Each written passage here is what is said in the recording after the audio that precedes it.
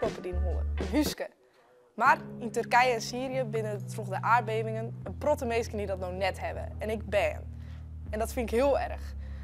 En daarom wil ik graag weten, wat kan ik van deze mensen doen? Om een beetje een beeld te schetsen hoe de situatie in Turkije en Syrië nou is.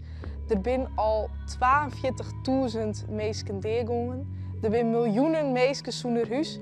Maar gelukkig gaat Giro 444 al wel ongeveer 88 miljoen euro ophellen.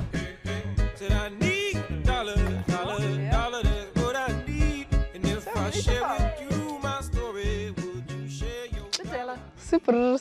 Kerst wat dwan om de slachtoffers in Syrië en Turkije te helpen.